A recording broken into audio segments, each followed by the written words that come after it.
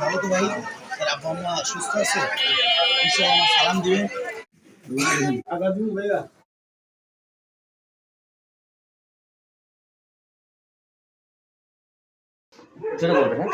আমি মোহাম্মদ মামুন হোসেন, সাবেক যুব অধিকার পরিষদ ঢাকা মহানগর উত্তরের সভাপতি, বর্তমান গণ অধিকার পরিষদ সহসভাপতি ঢাকা মহানগর উত্তর। বর্তমানে দল আমাকে নির্বাচিত করেছে ঢাকা 16 আসনের সংসদ সদস্য প্রার্থী হিসাবে। আশা করি দল যে আমার উপরে ভরসা রেখেছে সেই ভরসার সম্মান আমি রাখার চেষ্টা করব ইনশাআল্লাহ। আমি এতদিনের যে প্রচারণা চালিয়েছি রূপনগর এবং পল্লবীতে, তাতে আমার যে ধারণা জন্মেছে তাতে ইনশাআল্লাহ ভালো কিছু হবে আশা করি। তফসিল ঘোষণার মাধ্যমে এই তত্ত্বাবধায়ক সরকার বলেন বা অন্তর্বর্তী সরকার বলেন, তারা যে উদ্যোগটা নিয়েছে এটাকে সাধুবাদ জানাই।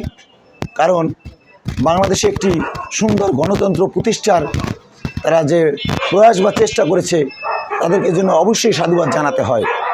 কারণ একটি দেশে নির্বাচন ছাড়া কখনো গণতন্ত্র প্রতিষ্ঠা হতে পারে না।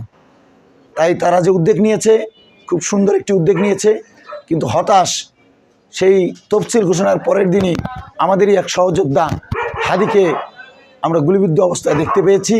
এটা আমরা এই সরকার বা এই প্রশাসনের কাছ থেকে এত দুর্বল প্রশাসন আমরা আসলে দেখতে চাই না। নির্বাচনের সময় প্রশাসনকে শক্ত হাতে আইন শৃঙ্খলা রক্ষা করতে হবে এবং প্রার্থীদেরকে প্রোটোকল দিতে হবে।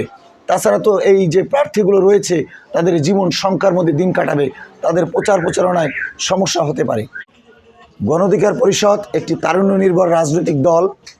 আপনারা জানেন এই দলটি বিগত দিন আন্দোলন সংগ্রামের মাধ্যমে তৈরি হয়েছে স্রোতের বিপরীতে দাঁড়িয়ে।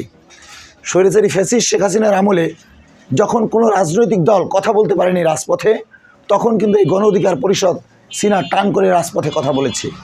অতএব এরা জানে কিভাবে প্রতিষ্ঠিত হতে হয়, কীভাবে মানুষের মন জয় করতে হয়, কীভাবে জয়ী হতে হয়। তাই আমি মনে করি আমরা নতুন দল হলেও জনগণ তরুণ নেতৃত্ব চায়, জনগণ নতুনত্বকে বরণ করতে চায়, তারা পুরানো তত্ত্বকে জেরে ফেলে দিতে চায়। তার প্রমাণ আমি আমার প্রচারণার মাধ্যমে পেয়েছি। আমি যখনই জনগণের কাছে গিয়েছি জনগণ আমাকে অভিনন্দন জানিয়েছে এবং সাদরে গ্রহণ করার প্রয়াস দেখিয়েছে। তাই আমি আশাবাদী ভালো কিছু হবে ইনশাআল্লাহ। ঢাকা 16 আসনে তারুণ্যের জয় হবে এবং গণ অধিকার পরিষদ আমি মোহাম্মদ মামুন হোসেনের জয় হবে, এ আশা আমি ব্যক্ত করছি।